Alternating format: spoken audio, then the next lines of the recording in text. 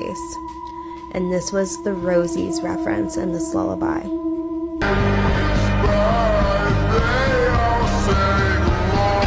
During the Iron Age in Ireland, a peculiar coronation ceremony for a new king involved. Starting off at number 10, vampire killings. So starting us off, we have the supposed vampire killings from the 1800s. Now, spoiler alert here, they weren't actually vampires. Well, I guess I don't know that for sure, but I'm gonna go out on a limb and say they weren't. Anyways, back in the 1800s, people in New England believed that cadavers were rising from their graves at night and preying on the living. So to solve this problem, they began exhuming the cadavers. Now, some kept it simple and just turned the cadaver face down, but others jumped to more extreme methods like ripping the bones apart and rearranging them, or burning the deceased person's heart and inhaling the smoke. Apparently at the time, it was believed inhaling the smoke cured tuberculosis, though I can only imagine it made matters much worse for them. Some towns were so into the ritual that they would even hold festivals during the process and celebrate the exhumation and subsequent destruction of the corpses altogether. So while it was incredibly unsettling, they did truly believe they were vampires haunting them in the night, so I guess it gave them some peace of mind. Next up at number 9, dentures. While today dentures are made from composite resin or sometimes porcelain, during the 18th and 19th centuries, of course, those materials weren't available. But as you can imagine, people were still losing teeth at an even higher rate due to the high sugar diet, attempted teeth whitening, which was really just wearing away their enamel instead of brightening it, and the overall lack of knowledge around hygiene. So dentures were still needed and wanted by many. So what was their material of choice? Well, for the easiest and most profitable route, many would acquire the teeth from dead bodies. Although if you had some money, you might be able to afford dentures made from ivory. Other materials were sometimes the teeth of animals or wood, but honestly, I think we can all agree that none of those sound like terribly sanitary options, considering professional physicians at the time weren't sterilizing instruments and some didn't even believe in disinfecting prior to surgery. Next up at number 8, stained glass. If you walk into just about any old church, you'll notice the walls are decorated with beautiful stained glass. But what might surprise you is that in some of the particularly older pieces, there is a strange ingredient that helps it all come together. In 1112, a German monk wrote about the process of creating the beautifully colored glass, and as he detailed, it starts off innocently enough, adding sand and potash at a high temp until it becomes molten. From there, they'd add a stabilizer before coloring the glass with different metallic oxides like copper, cobalt, and gold. But once the glass was cooled and shaped, the small details were added by paint. They made the paint usually from lead or copper and would then suspend it in urine. So quite literally, some of those old stained glass windows were painted with pea paint, which I mean kind of just makes me giggle if I'm honest, but it is definitely a weird ingredient to think about being in paint. Coming in at number 7,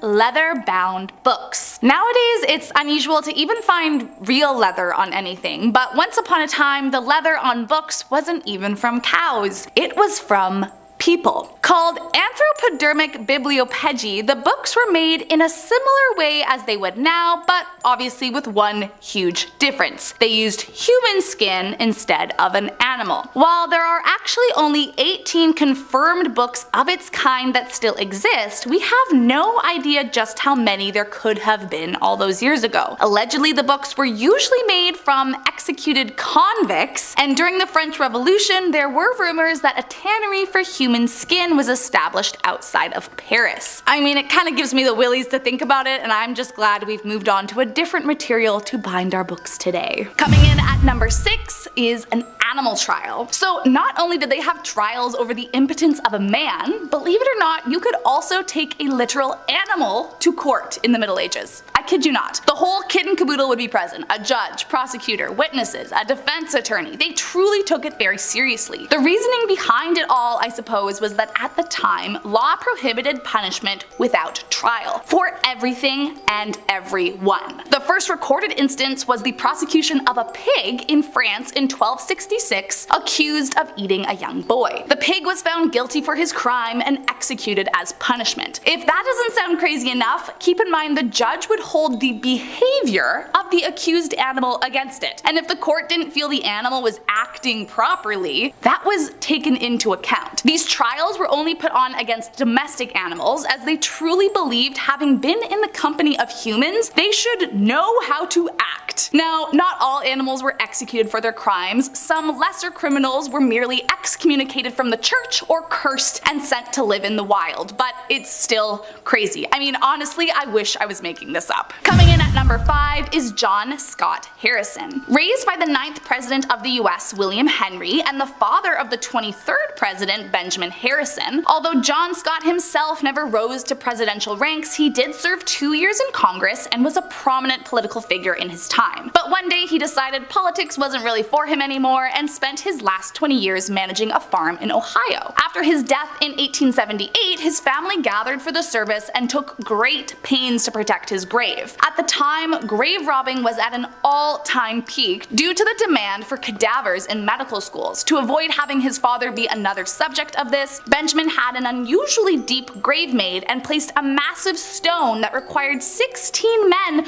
to move placed on top of his casket. For extra measure, he then covered the whole ordeal in cement, then placed small wooden pegs below the surface of the covering so that he could tell if it had been disturbed. Oh, and he hired a security guard to watch it day and night for the next 30 days. After noticing a nearby family friend's grave had been exhumed, Benjamin and his nephew went to go and track it down. They managed to obtain a warrant for the Medical College of Ohio, and with the help of a detective went to retrieve the corpse of their dear friend. When they arrived, they found a dissecting room on the top floor, but to their surprise they couldn't find who they were looking for. Instead, they happened upon a body that looked strangely familiar, and when they removed the rags covering the head, they were horrified to discover it was the corpse of one Mr. John Scott Harrison. How the grave robber managed, we will never know. Next up at number 4 is La Custa. The Pax Romana is known for being one of the most peaceful times in history. The Romans had pretty much conquered what they set out to, and so they began to,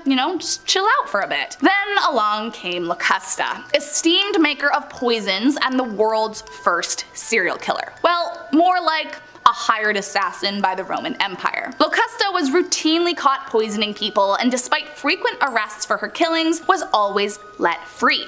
Why is that? Well, the Empire got word and decided they could use her to their advantage. Her first big gig came from Empress Agrippina to kill her husband, Emperor Claudius. Locusta complied with glee and assassinated the emperor. However, soon after, Agrippina threw her under the bus for the crime. But now, under the ruling of Lord Nero, he saved her for his own devilish plots. For the next 15 years under Nero, she worked consistently and was even awarded for her service. Locusta received a villa and even a small staff to help her in her poisonous endeavors. Nero even went as far to provide her with her own school for the profession. But after Nero was sentenced to death, Locusta lost her security blanket and lawful immunity and was executed by the emperor for her crimes. Coming in at number 3 is Gilles de Rais. Joan of Arc is, rightfully so, credited as a certified badass and patron saint who was a major defender of the French during the 100 Years' War. Among her most supportive and trusted allies was Gilles de Rais, an esteemed knight in the French army who was appointed the highest military distinction one could receive at the time. But if he was such a big deal and close companion of Joan, why isn't he as widely celebrated? Well, that's because sadly he was actually super evil. By day he was defending France beside Joan of Arc, but at night he was into the senseless killing of minors in occultist rituals. Often he would lure the unsuspecting victims in with psychological torture, convincing them that it was just a game, before bludgeoning them and doing other cruel and unspeakable things to their corpses, supposedly using them for his rituals. Eventually, he was found out and tried for his crimes, admitting to all his vicious acts and hanged as punishment. Although no one knows for sure, it's suspected he had nearly 150 victims. Coming in at number 2 is virginity tests. Back in a time when a woman was merely the property of her husband, there was one very important thing that needed to be assured before the wedding night: that she was pure. Mostly because it was believed that the consummation in fact kind of sealed the whole husband owning his wife deal, and if she had done it with anyone else, she didn't really belong to him. Which Charming. So to ensure that their potential wife was worth the dowry, suitors would perform virginity tests on their brides to make sure they weren't getting a second-hand woman, if you will. Such tests included inspecting their urine, as it was believed a virgin's urine would be clear. Other times they would give the woman a special potion, and if she could refrain from peeing, she was a virgin, as if a bladder was any indication of that. Sometimes a physician would be hired to inspect the woman's downstairs area, as they believed they could literally just tell by looking at it. Most common though was to inspect the sheets after the marriage was consummated. If there was blood, hooray, a virgin. If not, well then it was assumed she was a liar and her husband was legally entitled to compensation for being swindled into marrying her. And last up today are syphilis zombies. Sometimes it's easy to forget just how much antibiotics have changed the world around us. While nowadays a shot of penicillin can keep an early onset of the STI at bay, back in the day it could quite literally be the end of you. In fact, in 1494, Italy experienced one of the worst outbreaks in history, and if you didn't know any better, you might have thought it was a zombie apocalypse. Of course, before there was any kind of real understanding about how these types of diseases could be spread or caught, people were, let's just say, having a lot of fun with each other. But on the flip side of that, if they caught the infection, it would cause flesh to literally dissolve off their bodies until their inevitable death within a few months. It was also widely believed that bedding a virgin could cure you of the disease, so that's fun. Apparently, it was not uncommon to witness people missing hands, feet, eyes, noses, or look as if they'd been dropped into a vat of acid while walking down the street. Also remember that it took a few months before the disease actually killed them, so they were just living in excruciating pain while their flesh was slowly eaten away, in some cases right down to the bone. With that image in mind, it does make a little bit more sense as to why they believed you would go to hell for premarital relations. Like, I kind of get why they thought it was the devil punishing you for your sins. Thank God for antibiotics. And we're starting off the list with a myth about the Titanic. Myth might be the wrong word, it's more of a misunderstanding. Basically what we were taught to believe is that the ship hit an iceberg, the majority of it being concealed under the water. It was much larger than they thought, and it caused a significant damage, leading to the sinking of the ship. Now, this part is actually true, of course, but the iceberg may not have been the sole cause of the tragedy. Recent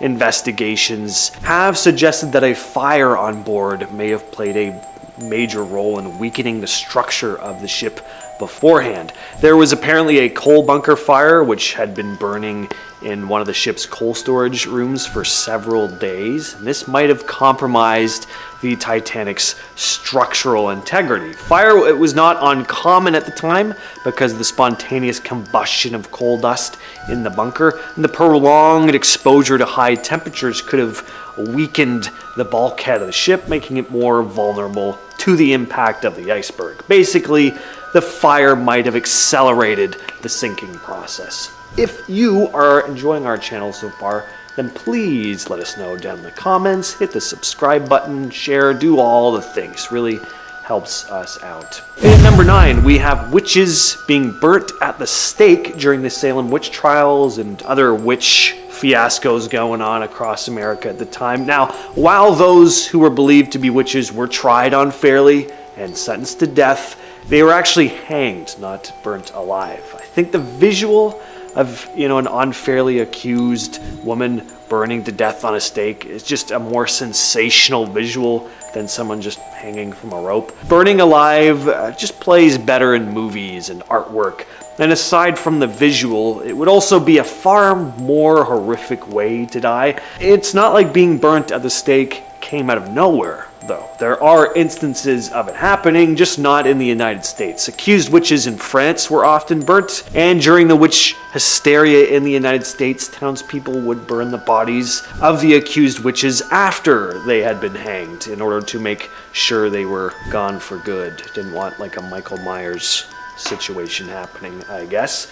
Next up, we have the War of the Worlds broadcast. This was always a story I thought was so fascinating and just kind of nuts. I believe this till fairly recently, actually, and I kind of feel bad about bursting everyone's bubble here. So the story goes that in 1938, Orson Welles made his famous War of the Worlds radio play, and when it was broadcast across America, people thought it was so realistic sounding, they'd never heard anything like it before, and people actually started to panic, thinking aliens were really attacking the Earth. In reality, things weren't actually this out of hand. I imagine some people were pretty shook, but for the most part, just wasn't the case. CBS Radio made several disclaimers throughout, reassuring listeners that the broadcast was fictional. So where did this mass hysteria story come from? Well, newspapers at the time did actually report that people panicked, but they knew what they were doing. They were playing it up in an attempt to discredit the radio. Look how untrustworthy the radio is. It caused mass hysteria for no reason.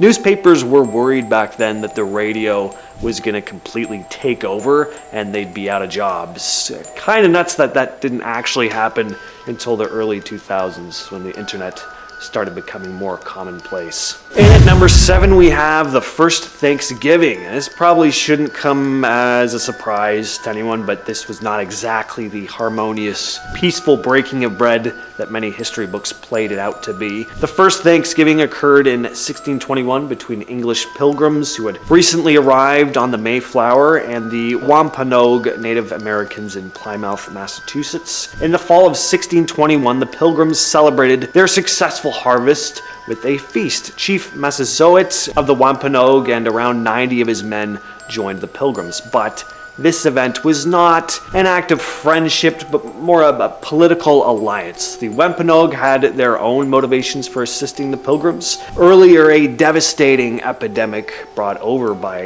English settlers, likely smallpox, had decimated their population. And with their numbers reduced, they sought alliances with the English colonists to bolster their own security against rival tribes. During the feast, they provided most of the food, deer, fish, and other game. The pilgrims contributed some of their own harvest, mostly vegetables. The event was more about diplomacy and survival than a harmonious gathering, and the relationship between the pilgrims and the Native Americans quickly deteriorated in the years following that first Thanksgiving. More English settlers arrived who didn't care at all about any former alliance, and the pilgrim population grew, taking over completely, and often viewing the Native Americans as godless and wild, and tensions escalated over land and resources. Basically, the standard story is often romanticized. Next up at number 6, Minnie Dean. Wilhelmina Dean, or Minnie as she was often referred to, was a nanny in New Zealand during 1880 and was a well-known caretaker in her town. But something was off with the woman, and soon she began having quite the dark spot on her name and career. In 1889, one of the young people under her care suddenly died, as if out of nowhere, and initially it was viewed as a freak accident, but 2 years later the same thing happened again. Now, with 2 minors perished under her care, police decided to investigate further into the matter. After a bit of sleuthing, it was concluded that under Minnie's care, the 2 minors were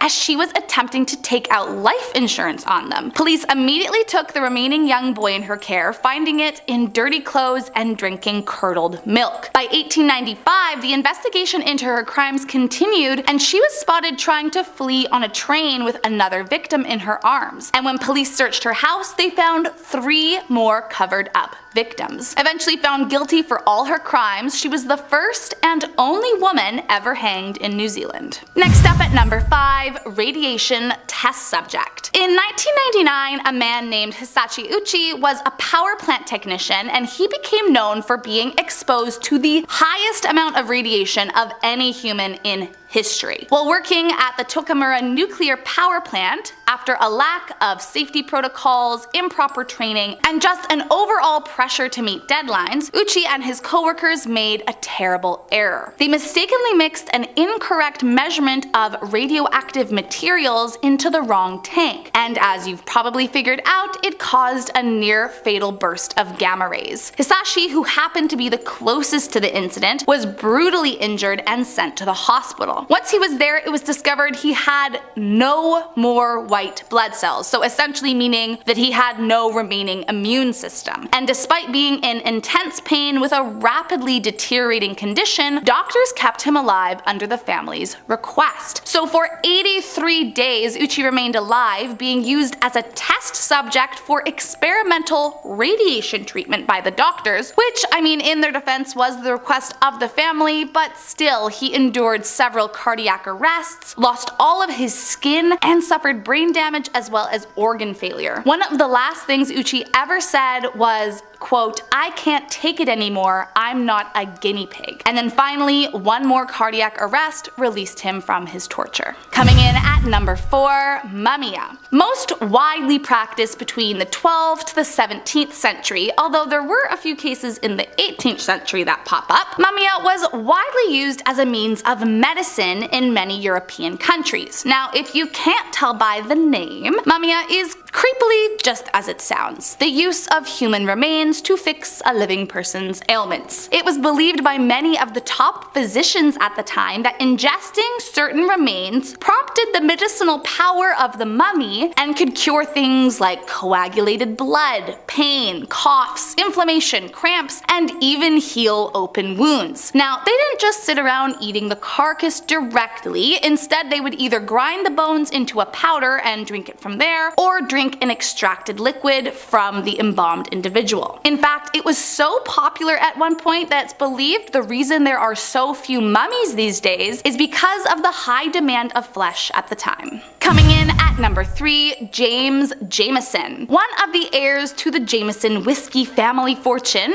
Jameson considered himself to be an adventurer of sorts and often traveled to far-off lands, detailing the trips in his diary. In 1888, Jameson decided to head out to explore the Congo, and while there he wrote about and demanded some gruesome things from the locals. So before beginning this expedition, Jameson discovered that the area he was visiting was known to have a population that participated in the eating of other humans. Apparently, Jameson set out to witness it firsthand, which, I mean, why was that his dream? A little suspicious if you ask me, but I digress. According to Asad Farhan, who was his translator for the trip, Jameson bought a girl from a trader of slaves for a few handkerchiefs and gave her over to the tribe to be. Allegedly, he didn't pay the tribe directly, but in a roundabout way, he did sort of pay to have this girl. What's even more gross is that he proceeded to draw and paint watercolors of the gruesome event while it happened, which again, just wrong on so many levels. Coming in at number 2, Cambodian Barbies. You may have been taught about the Khmer Rouge in history class, but if they don't ring a bell, essentially they were an extreme communist regime in Cambodia that held government between 1975 to 1979. They were known for being extremely cruel and committed some of the most horrifying acts of genocide in history, with nearly 2 million perishing under their ruling. Now, during their radical rule, the entire country was isolated from all foreign influences. This included closing schools, hospitals, factories, banks, foreign agriculture. They believed this would stimulate the rebirth of the country, but of course, all it did was send it into desolate famine and poverty. Led by a man named Pol Pot, the people of the country could not forage for food, despite the fact that everyone was starving, and anyone who disobeyed the orders was killed. Apparently, as the people became more and more desperate, they began to turn to folk magic, turning Barbie dolls into smoking talismans for luck. Thankfully, since its dissolution in 1999, all the leaders have been jailed for their atrocities, and the people are freed from the genocidal regime. And last up in our number 1 spot, the Rabbit Woman. Her name was Mary Toft, and in 1726 she became known throughout Surrey, England as having been the woman who gave birth to rabbits. Now, I know what you're thinking, that isn't possible. And you would be right, but still the story of how she convinced people it was real was crazy. Apparently Toft was actually pregnant at one point, but miscarried, and it could have been this that sent her into her madness.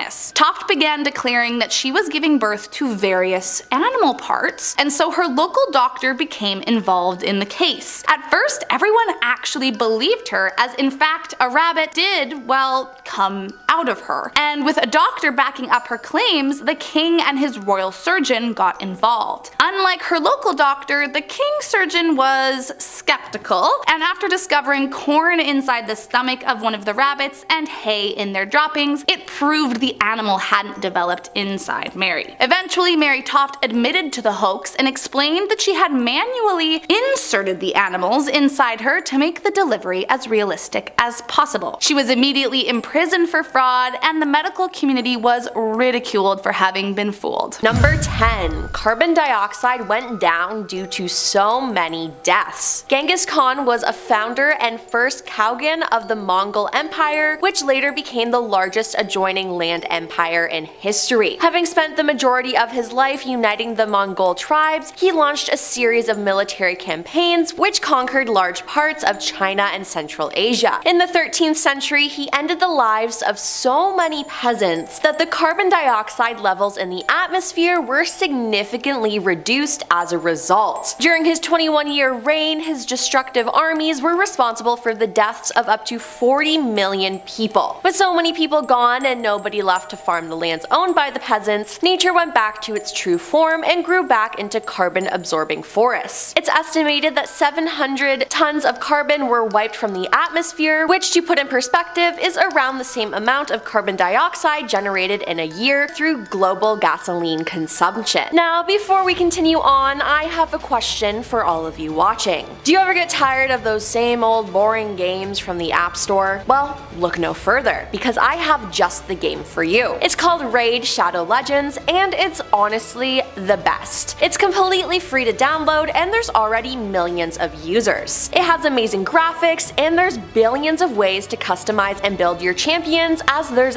endless content. Now, I'm sure you've all heard the hypothetical question, which 4 historical people would you invite to a dinner party? Well, if I could choose 4 characters from Raid to have dinner with, I'd choose Aethel, Sniper, Archer, and Fireblade. They are 4 strong female characters who are tough, and I'd love to get some battle tips from them. Plus, they have awesome names. And if Sniper could teach me how to use her bow and arrow, that would be pretty cool in my opinion. Who would you bring? Let me know in the comments down below. But that's not all. Raid's 4th anniversary is here, and there's a ton to get excited about. I'm talking dedicated offers, gifts, promo codes, events, and a brand new fusion event where you guys can get your hands on the anniversary themed legendary champion. But wait, there's more. With all this exciting stuff and more coming to Raid, if you haven't started playing yet, then what are you waiting for? For new users only, you can use our link in the description or scan our QR code to get insane bonuses. We're talking an epic champion Kellen the Strike and other useful things. And since it's Raid's birthday, the gifts keep coming. All new and existing players can get a bunch of free birthday gifts. Once you're in game after clicking the links, just enter promo code 4YearsRaid to get your hands on 4 legendary skill tomes plus other useful stuff. Simple. So make sure to download Raid Shadow Legends, and let's get on with the video. Number 9.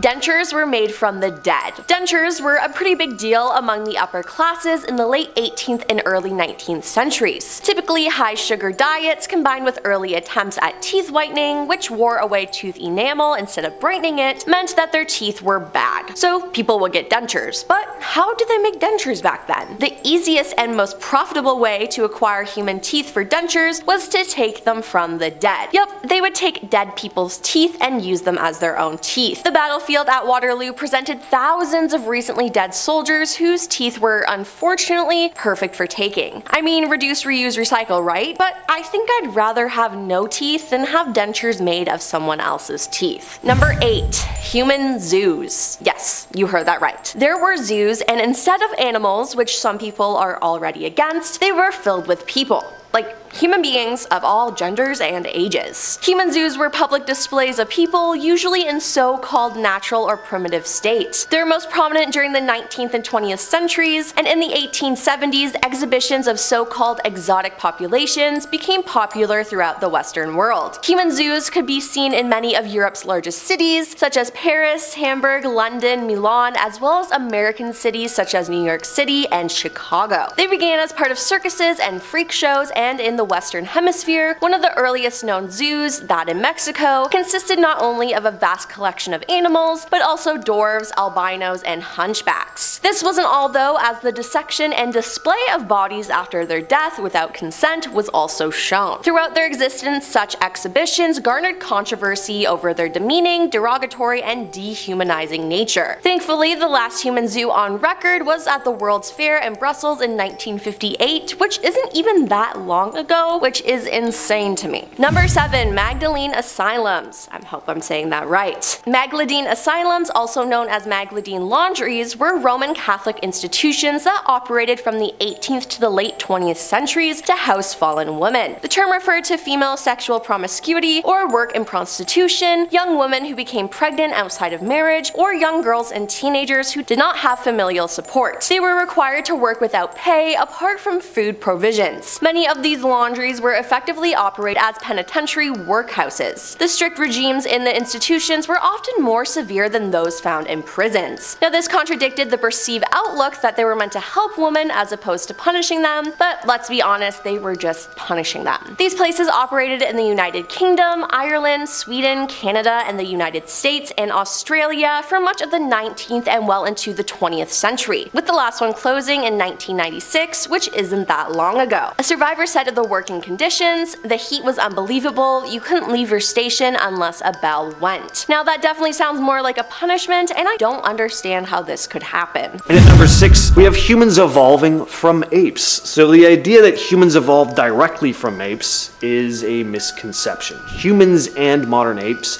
like chimps and gorillas, share a common ancestor that lived approximately, 5-7 million years ago. This common ancestor was not identical to modern apes or humans, but possessed traits that we both kind of pulled from, and over millions of years, the evolutionary paths of humans and apes diverged, split off somewhere. So we both evolved separately, adapting to different environments, gaining our own unique physical and behavioral traits. Around 4 to 2 million years ago, the earliest human ancestors, known as Australopithecus, appeared in Africa. They walked upright on 2 legs, something that set them apart from other primates. Eventually, Homo sapiens came about, anatomically similar to us modern humans, who emerged in Africa and gradually migrated out of Africa, eventually populating the entire world.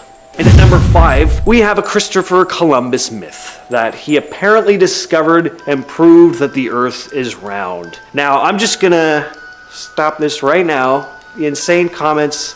I know I'm gonna get one. I'm gonna get one. Oh no, Earth is actually flat. It is flat. All right, listen, just save it. I don't want to hear it. I will save you the time. Fine, I am an idiotic, blind sheep for believing that the Earth being round is just a lie perpetrated by the New World Order, who are for some reason hiding the fact that the Earth is actually flat. To what end? I don't know.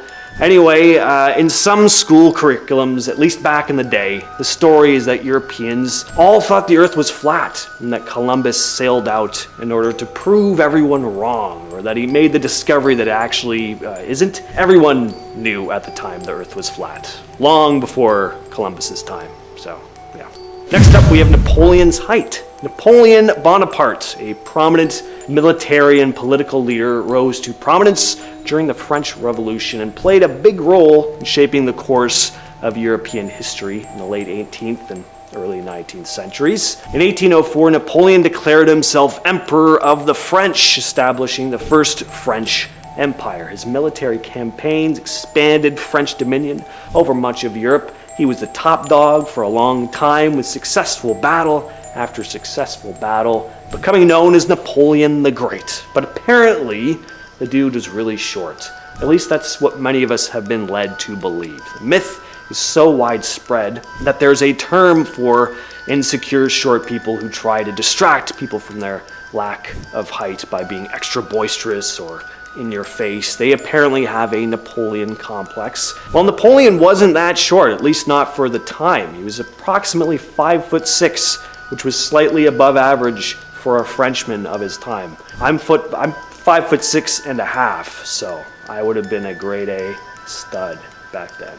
Number 3, lightning never strikes the same place twice. This is a lie. It absolutely can. And not just the buildings, but people too. So be careful. It is incredibly rare, but a United States park ranger in Virginia named Roy Sullivan had quite the life. He was plagued by lightning strikes, this poor man. Between 1942 and 1977, he was struck by lightning 7 times, earning him the nickname the human lightning rod. So there you go. Next up, we have Christopher Columbus discovering America. I doubt that this is presented in schools now the same way it was back in the day. Even when I was in school, I learned that this was not the case. Might be different here in Canada than in the States though, and I'm sure state to state the curriculum is different. But the story goes that Columbus sailed the ocean blue in 1492, discovering a whole new world. The truth though is that it's not as clear-cut, aside from the fact, of course, that the Native Americans were already living there. That part is obvious. But even in terms of Europeans setting foot in North America, it's different than I'm sure many kids were taught in school back in the day. In reality, when Columbus made his journey, he didn't actually land in what we now know as the United States. Instead, he arrived in the Bahamas and later explored various Caribbean islands and parts of Central and South America. So while Columbus did stumble upon previously unknown lands, from a European perspective anyway, he never set foot on the shores of North America. And long before Columbus packed his bags, there was another adventurer on the scene, Leif Erikson, a Viking explorer from Iceland. Around the year 1000 AD, Erikson and his crew sailed across the Atlantic and reached a place he called Vinland, which is believed to be Newfoundland, Canada. So when it comes to Europeans setting foot in North America, Erikson beat Columbus to the punch by about 500 years. And finally, we have the story that Abe Lincoln was an entirely righteous and heroic figure. I'm not trying to downplay all the good that he did. He deserves the praise.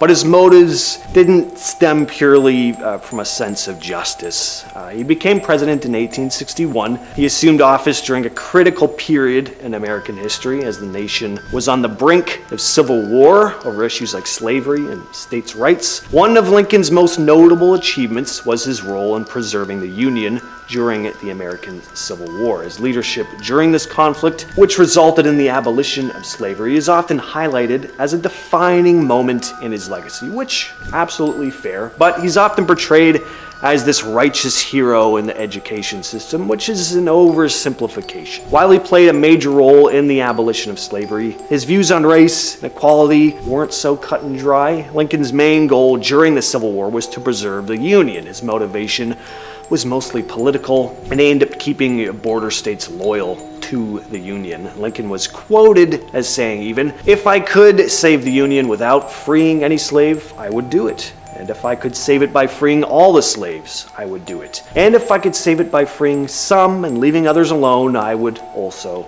do that." And we're starting off this list with encephalitis lethargica, also known as the sleeping sickness. This strange ailment swept across the world between 1917 and 1928, leaving medical professionals baffled and horrified. The epidemic affected millions of people with symptoms ranging from mild lethargy to severe cases of catatonia, where individuals would become completely motionless and unresponsive, almost like statues. The cause of the disease remained elusive as doctors struggled to find a definitive explanation for its origin and transmission. During the height of the epidemic, patients were observed in a trance-like state, often remaining immobile for weeks or even years. Some victims also experienced psychiatric symptoms such as hallucinations and delirium, and scientists had several theories, including viral infections or exposure to toxins, but none could provide a definitive explanation. The epidemic gradually subsided by the late 1920s, with sporadic cases occurring afterward, and that might be the strangest thing about this one. It seemed to just flare up and then disappear. Next up, we have Overton Bridge. Fair warning, if you ever find yourself in Scotland with your pet dog, do not take it to this bridge. Dogs seem to really enjoy leaping off of it. Overton Bridge, located near Dumbarton in Scotland, has gained quite the reputation due to its mysterious phenomenon associated with it. For decades, the bridge has been the site of a large number of dog deaths. They just leap off the bridge, and as to why they do so, no one knows. The peculiar incidents date back to the 1950s, with over 50 dogs reportedly plunging from the same spot on the bridge. Even more strange is that dogs typically jump from the same side as well. Numerous theories have been proposed to try and explain the mystery surrounding the bridge. Some speculate that there may be an undetectable scent, or maybe a sound that only dogs can hear that lures them to jump. Others have suggested supernatural or paranormal explanations, of course, but still remains a mystery. Even after investigations, including studies by animal behaviorists and structural engineers. Number 8, the disappearance of Malaysian Airlines Flight 370. It's a very famous one. This has to be the most perplexing aviation mystery in recent history. On March 8th of 2014, the Boeing 777 with 239 passengers and crew members on board seemed to vanish without a trace. The flight was en route from Kuala Lumpur to Beijing when just a little under an hour after takeoff, it disappeared from radar screens, leaving behind no distress signals or communication indicating any issues on board. The search for Flight 370 started in the Gulf of Thailand and the South China Sea, which was when the captain, Zahari Ahmad Shah, last made contact with air traffic control before the plane disappeared from screens. It was soon discovered that the plane actually made a sharp turn, redirecting its route completely, flying for several hours before it would have eventually run out of fuel over the vast expanse of the southern Indian Ocean, where satellite data suggested the plane had likely gone down. Despite extensive efforts involving multiple countries and cutting-edge technology, though, no wreckage was initially found. Of course, a bunch of theories started being proposed. Possible mechanical failure, the captain deciding to take his own life, as well as the crew, conspiracy theories involving government cover-ups, even a UFO abduction. The disappearance of Flight 370 has left the families of the victims behind, desperate for some kind of closure and resolution. The Mary Celeste. Alright, we have a ghost ship on the list. It's December 4th, 1872. A ship is found floating in the Atlantic Ocean, completely empty. Empty of crew and passengers, that is. Everything else was intact. All the cargo remained, and there was no damage to the vessel. The only thing missing was a single lifeboat. The ship had set sail from New York 1 month prior, led by Captain Benjamin Briggs, along with his wife, daughter, and 7 other crew members. To this day, nobody knows how or why everyone went missing. Some speculated that the ship could have been attacked by pirates, but there was no sign of a struggle, and the last entry on the ship's daily log was completely ordinary. There were no signs that anything was amiss. It seemed as if everyone had just boarded the lifeboat and sailed off, never to be seen or heard from again. Number 6, the Schoolhouse Blizzard. The Schoolhouse Blizzard hit the US Plains states on January 12, 1888. The blizzard came unexpectedly on a relatively warm day, and most people were not dressed properly. Many people went out without coats and even short-sleeved shirts. What made the storm so deadly was the timing, as it was during work and school hours. The very strong wind fields behind the cold front and the powdery snow reduced visibilities on the open plains to 0, which is terrifying. People ventured from the safety of their homes to do chores, go to town, attend school, or simply enjoy the warm day. The weather changed so fast though, and people weren't prepared for it, and as a result, thousands of people got caught in the blizzard. They got lost in the darkness and the snow and the wind, and many froze in their town, just yards away from houses or other sources of refuge. The death toll was 235, though some estimate 1,000. Now I know I complain about Canadian winter and snowstorms, but this is definitely worse. Number 5. Human remains in medicine. Human remains were a common ingredient in medicine until the 20th century, which again is disgusting to me. The remains were most commonly ground up into fine powder that could be made into pills or stirred into drinks. People thought that ingesting a certain part of the body would help cure illnesses in that part of their own. For example, crushed skull powder was believed to cure headaches. Now, I am so glad that our science has advanced past that, because I cannot imagine ingesting something from another human. Now, due to this, mummy remains were particularly valued as remedies. In fact, there are so few mummies these days precisely because of this high demand for human flesh at the time. Ew.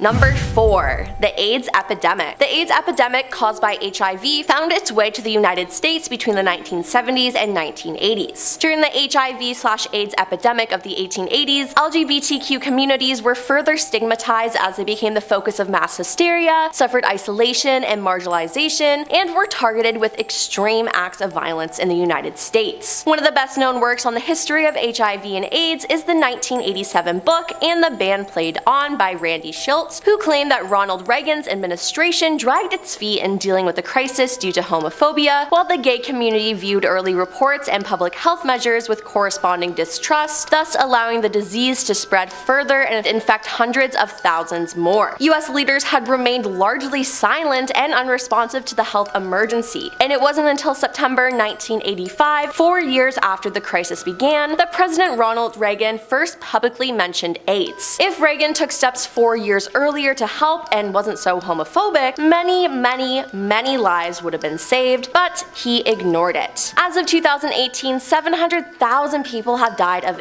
HIV/AIDS in the United States since the beginning of the epidemic, and nearly 13,000 people with AIDS in the United States die each year. Number 3. Residential schools. Now, many people think that Canada is all sunshine and rainbows, but we actually have our own dark past. In Canada, the Indian residential school system was a network of boarding schools for Indigenous peoples. The network was funded by the Canadian government's Department of Indian Affairs and administered by Christian churches. The school system was created to isolate Indigenous children from the influence of their own culture and religion in order to assimilate them into the dominant Canadian culture. Over the course of the system's more than 100 years existence, around 150,000 children were placed in residential schools nationally. The residential school system harmed Indigenous children significantly by removing them from their families, depriving them of their ancestral languages, and mistreating them both physically and mentally. Conditions in the schools led to student malnutrition, starvation, and disease. The legacy of the system has been linked to an increased prevalence of post-traumatic stress, alcoholism, use of illegal substances, and generational trauma in Indigenous peoples. The number of school-related deaths remains unknown due to incomplete records, but estimates range from 3,000 to 200 to over 30,000, and there are thousands of unmarked graves of the poor students. Number 2. Mountain Peel. In the late 1890s and early 1900s, St. Pierre, Martinique was known as a beautiful town, but there was darkness looming over it. A volcano. Citizens of the area were so used to the volcanic activity that no one took it seriously when the fresh steaming vent holes and earth tremors started during April 1902. Then minor explosions began at the summit of the volcano, ash began to rain down continuously, and the nauseating stench of sulfur filled the air. Even worse, more than 100 snakes slithered down and invaded the town. Yeah, snakes. And they ended the lives of 50 people. Then on May 5th, a landslide of boiling mud and water from the Etang Sec crater lake spilled into the River Blanche and 23 workmen died. This was followed by a tsunami that ended the lives of hundreds of people. This naturally caused concern in the town and many wanted to leave. I'm sorry, but people stayed through all of that and decided to stay, even after the whole snake situation. Then 3 days later, May 8th, Mount Pelee finally exploded, sending an avalanche of white-hot lava straight towards the town. Within 3 minutes, St. Pierre was completely destroyed, and of its 30,000 population, there were only 2 people who survived. And coming in at number 1 is the dancing plague. In 1518, the city of Strasbourg was hit by a dancing plague where people would dance uncontrollably for days at a time. It began with a single woman dancing solo for a few days, before eventually more more and more people became affected. Doctors proclaimed that the illness was caused by overheated blood and recommended that the inflicted should continue to shimmy and sway the fever away. I mean, musicians were even called in and a stage was set up in the town center to give the dancers more room. While the idea may seem funny at first, most of them kept dancing till they fell unconscious, and some died from exhaustion, heart attack, or stroke. Kicking off our list at number 10, the reindeer gift. We'll turn the clocks back to 1941 right off the hop. When the Germans were attacking the Soviet Union, it was of course one of the biggest attacks in history. Britain and the United States had to send over weapons, supplies, anything really, just to keep them afloat, just to keep them in the fight. Now they sent these supplies through the Arctic Circle, that was the only route, but of course it was littered with U-boats, you know, war stuff. So thankfully the British HMS Trident was there to watch the waters, and in turn the Soviets were able to fight on. As a gift, as a thank you rather, the Soviets sent the captain of the Trident, they sent him a live reindeer that the British of course had to accept because it was ill-mannered if you don't. So they had to keep a 6-foot tall, real-life living reindeer on a submarine. Must be comfortable, awesome. Imagine the smell. Her name was Pollyanna and they brought her on board through a torpedo tube. She was tiny, she's the cutest little thing. She was a crew member for 6 weeks, which is honestly hilarious because you know some of those guys got way too attached, you know for sure. She slept better than most, if I'm being honest. She shared her room in the captain's quarters. Again, imagine the smell. I don't know, is it worth it? I've always wanted a baby goat growing up, so this is kind of the closest thing. I'm jealous, I'm weirdly jealous. Number 9, Stalin Photoshop. Deep fakes are getting out of hand. I have no idea what's real or what's fake anymore. To be honest, I'm not even Taylor. I'm actually Olivia doing a list right now, but it's been deep faked so well that you believe it. Modern technology is really making it hard to tell what's real and what's not, but it goes back. Back in 1939, a photo of Stalin was published, and he looks normal. He actually looks kind of great. Some would say he looks way too good. You know what I mean? He was touching up photos as far back as 1939, just airbrushing, just digitally removing all those zits and stuff. Like really? That far back? But even if you got a photo with Stalin, there's a chance that you yourself would be digitally removed. Like Nikolai Yevtsov, for example, the leader of the NKVD. He was in a photo with Stalin, but around 1937, Nikolai was responsible for orders that had over 1 million people arrested. So it wasn't ideal to be in a photo with Nikolai at the time. So he was denounced, imprisoned, and he died in 1940. So Stalin had him digitally erased and replaced in a photo. That's pretty hilarious. I don't know, this man was ahead of his time via Photoshop. How did he do it? How did they do it? No one knows. Number 8, Bill Clinton and Monica Lewinsky. Nice, I remember this one. I heard about this on LimeWire. That was cool. Heard about that at full volume. This was a huge presidential scandal. Back when you know, didn't happen every other week and stuff, this was a big deal. It was 1998 and Clinton's White House intern Monica Lewinsky was 22 years old at the time. Yeah, young. When you think back to all this old history, you're like, oh, they were this. No, very young, extremely young. They had a from 1995 to 1997, despite what LimeWire told us. Lewinsky said she hooked up with Bill 9 different times at the White House, and apparently, according to her schedule, Hillary Clinton was at the White House for at least 7 of those times. She's like, what's going on in there, huh? Is that my... Who is that? Number 7, adhesive bras. We'll liven this up a little bit with some vintage history it's kind of funny. It's pretty funny. Let's talk about sticky bras, shall we? What a mess this was, oh my. Back in 1949, Life magazine released an article that caught everybody's attention, obviously. This was news, this was like a new technology that was being announced. It was May 16th, 1949, and the article read, for 5,000 years, clothes have been draped, tied, buttoned, pinned, and buckled on the human form.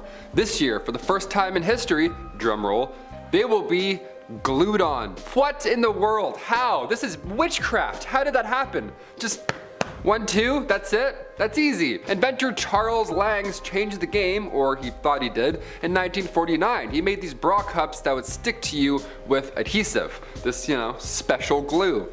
This special glue.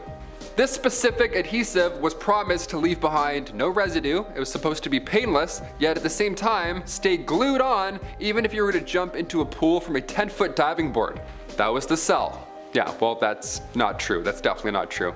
Well, Langs ended up selling the company to Textron later on, and the product ultimately failed. And at number 6, we have the deaths of the Jameson family. Bobby Dale Jameson, his wife Sherilyn, and their 6-year-old daughter Madison vanished without a trace while on a trip to the rugged terrain of the San Bois Mountains in Oklahoma. The family's truck was discovered abandoned, and inside were their personal belongings, including wallets, $32,000 in cash, IDs, and their dog, who was fortunately still alive. There was no sign of a struggle in the truck, although police did find an 11-page hate letter written by Sherilyn to her husband. There was also surveillance footage taken outside of the Jamisons' home showing them making a number of trips from their property to the truck back and forth. They seemed to be moving in an almost trance-like state. So there were just so many ways that this thing could have gone, and it was impossible for authorities to actually figure out exactly what happened. The search for the Jamison family spanned months and involved extensive resources, but no sign of them was found until 4 years later, when the skeletal remains of the family was found just 3 miles from where their truck had been discovered. Authorities were never able to determine the cause of death, as their bodies were too decomposed, and to this day the circumstances surrounding their deaths are all but a mystery. Number 5, the feet mystery. Sounds pretty innocuous, but it's actually pretty disturbing. Since 2007, the discovery of severed feet along the coastlines of British Columbia have been found and remains a perplexing and eerie phenomenon till this day. The first severed foot was discovered by a young girl, of all people,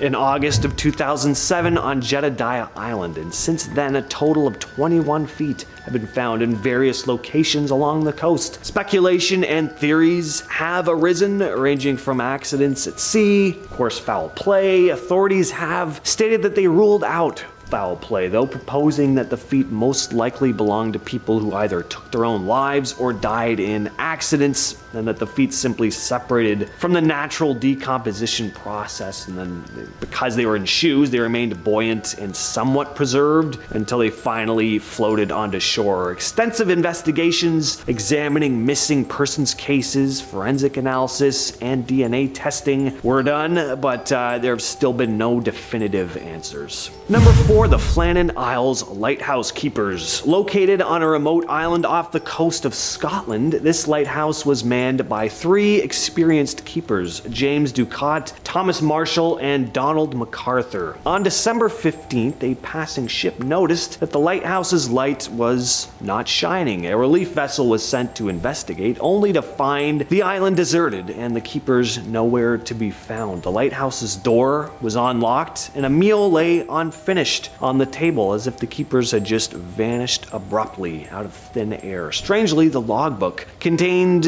weird entries from December 12th describing severe storms and the men's increasingly erratic behavior. One entry mentioned something unusual, but its meaning was never deciphered. Various theories have emerged to explain the Flannan Isles lighthouse keepers' disappearance. Some speculate that they were swept away in a storm, others suggest foul play, and of course, with any unexplained event like this, some think there could be a ghost in the mix. Until this day, though, no conclusive evidence or an explanation has ever been found. The mysterious deaths at Dyatlov Pass. In late January of 1959, a group of 10 hikers led by Igor Dyatlov set out on a challenging trek through the Ural Mountains in Soviet Russia. Tragically, their expedition took a horrific turn, apparently. When the hikers failed to report back as planned, a search party was sent out. What they discovered at Dyatlov Pass was a scene of utter terror. The hikers' tent had been torn open from the inside. The group's belongings were left behind, and the search continued. The bodies of the hikers were found scattered in the surrounding area, some partially clothed and exhibiting horrifying injuries. Some victims had fractured skulls, crushed chest, or unexplained internal injuries, as if subjected to extreme force. Some theories point to an avalanche or severe weather conditions, while others suggest a possible attack of some kind. I think possible is a bit of an understatement there. They were obviously attacked by someone or something.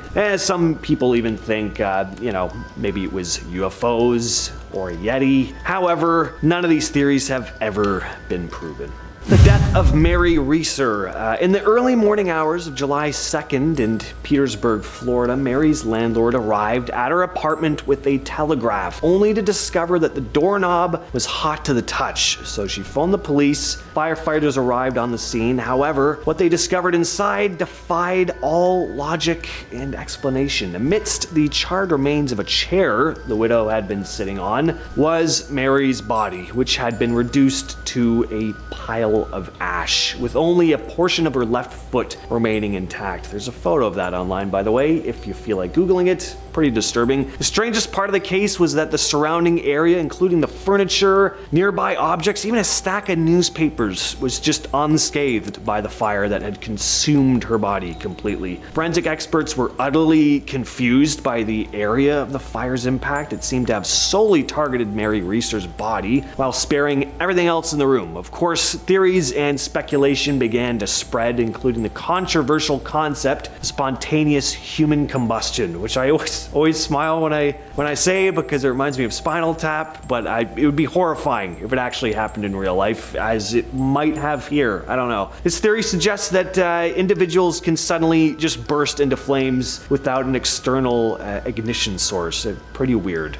Finally, though, we have one of my favorite UFO abduction accounts, the Travis Walton case. On November 5th, 1975, Travis and his crew of fellow loggers were working in the Apache Sitgreaves National Forest in Arizona. They claimed to witness strange lights in the sky as they were driving back from their work site, and as they got closer to the light, they spotted a large glowing object hovering above the trees. Curiosity got the better of them, and Travis got out of the truck and approached the craft. The other guys were like pleading with him to come back to the truck, and then all of a sudden Travis was hit by a beam of light and seemingly lifted into the air. Panicked and frightened, the remaining loggers just fled the scene, leaving Travis behind. They soon decided, though, to turn back and retrieve him, but Travis was no longer there. They later reported the incident to local authorities, sparking, of course, a search for Travis, which lasted for 5 days. Astonishingly, Travis reappeared unharmed, but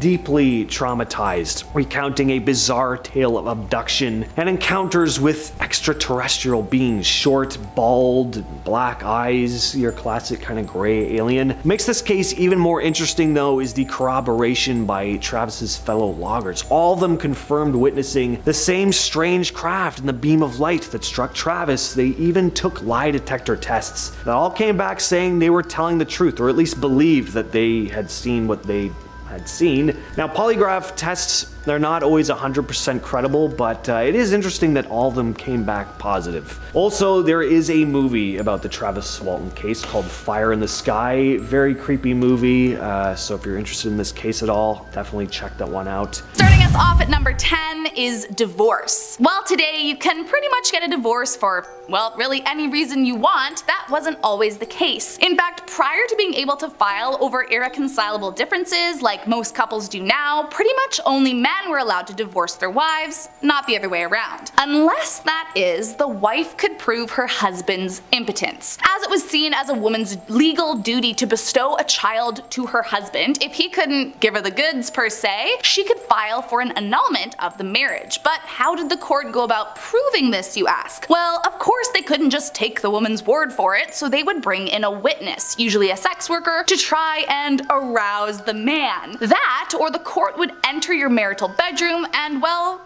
see for themselves just how well the man could get the job done. If he did in fact have any issues completing his manly duties, the woman could be freed of the marriage. Just be careful they don't accuse you of becoming a witch. Next up at number 9 is man-made fertilizer. The Battle of Waterloo in 1815 resulted in the death of an estimated 60,000 soldiers, but not many of these bones have ever been recovered, and the reason why is pretty grim. In a strange, twisted series of events, the English decided to clear the field of the corpses and put the bones to use in a rather effective, but albeit creepy way. Newspapers of the time reported that the fallen French army were ground up in Yorkshire factories and the bone dust was added to into their manure. Apparently the oil from the marrow proved especially helpful in the grave robbing turned fertilizer plan, and the fertilizer was purchased by farmers across England and scattered widely to help grow their crops, meaning that an entire generation of England ate food made possible with the help of dead French soldiers. Coming in at number 8 is Qin Shi Huang. Before the understanding of modern science, there was a lot of ideas about elixirs and remedies that have quite literally no logic to back them up. Now, of course, it wasn't their fault. They truthfully didn't know any better. But looking back, that doesn't make it any less wild. The first emperor of China, Qin Shi Huang, was one of the many intent on finding the elixir of immortality, and so he demanded his royal doctors find this magical potion for him, otherwise he would have them killed. I mean, just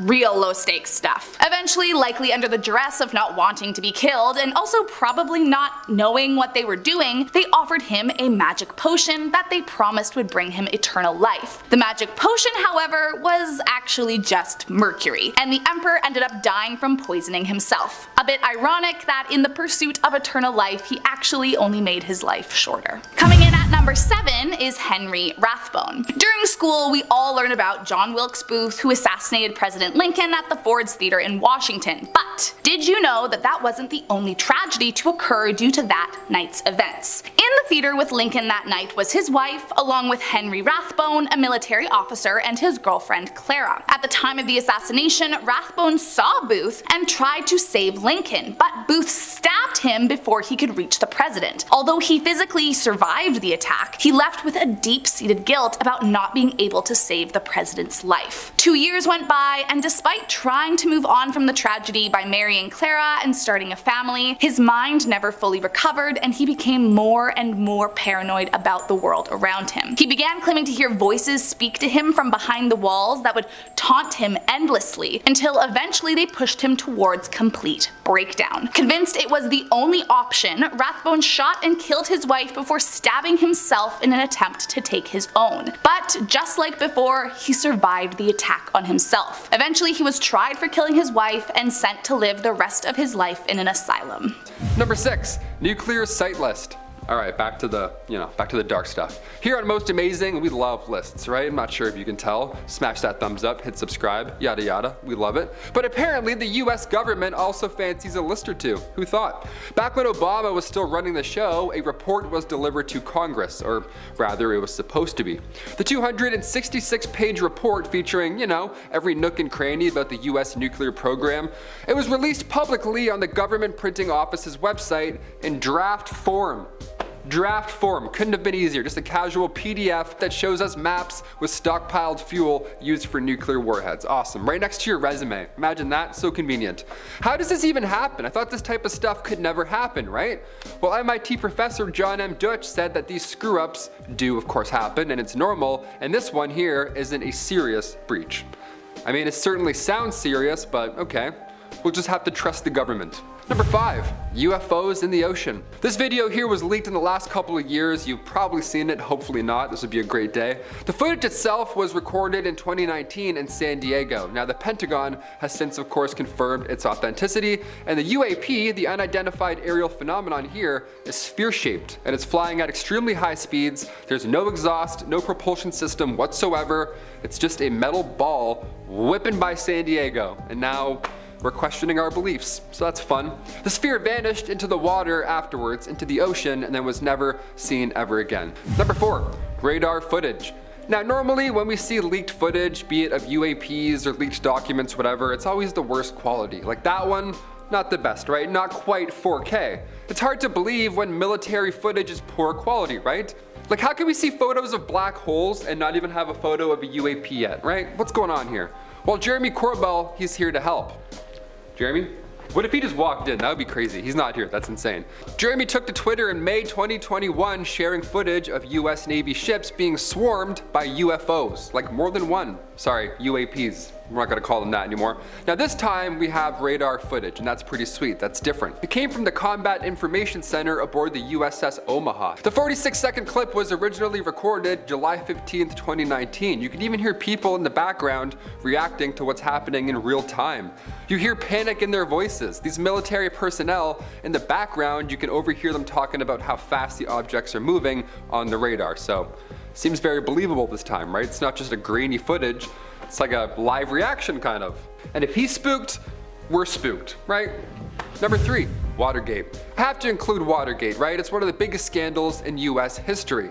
Right in the middle of 1972, there were 5 men who were all arrested for breaking into the Democratic National Committee headquarters at the Watergate Hotel in Washington, D.C. It was clear that they intended on bugging the place, right? It was fishy, it was obvious, they looked like and spy kids, right? They were up to no good. Now as the year went on, the election came closer and closer, and all of a sudden out of the woodwork comes this anonymous source who fed information to Washington Post that the Watergate bugging incident was a massive campaign of political spying and sabotage kicked off by none other than President Nixon himself. It was kicked off by his re-election and directed by officials of the White House. It was a whole planned thing. Now despite this information leak and it being reported to the news, Nixon was still re-elected. Now these men were clearly linked to a fundraising group for Nixon, but his administration just kept denying any involvement, right? That's the key. Deny, deny, deny. It wasn't until later that year in 1972 when reporters Carl Bernstein and Bob Woodward, they came forward and exposed everything. Now we got the truth. They exposed the administrator's role in the entire scandal, how they had an inside source, an FBI agent named Mark Felt. It was a whole thing. This ultimately led to Nixon resigning in 1974, the first ever president to do so.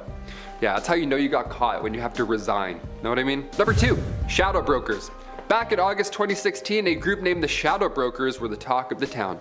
And with that name, how can you not be, right? The shadow brokers would steal cyber weapons from an NSA hacking unit and then proceed to sell them online to the highest bidder. Now this sounds made up, this sounds like it's from a movie, this is crazy, right? Now these tools in question, these cyber weapons, they've been used by many countries and many not so great sounding schemes. China, Russia, Iran, North Korea, you name it, these cyber attacks can happen anywhere, right? The 2019 ransomware cyber attack, that's one example. This incident was connected to the shadow brokers. So whoever this mysterious group is, it still remains a mystery and still sounds made up as shit. It sounds like a DC Comics villain. It's insane. And finally, number 1, motorized roller skates. We'll end on a fun one, cause you know, why not? This last one they've been working on for a very long time and we still can't crack it, right? This is the craziest thing I've ever seen working on this channel, so I gotta end with it. Motorized roller skates, what a nightmare this would be. Imagine if this worked out. Even Elon Musk would see this and be like, no, that's crazy. This photo was taken at the Sunoco station in Hartford, Connecticut. Now context aside, this is an odd one. A guy with a briefcase is filling up at the gas station and he's wearing roller skates.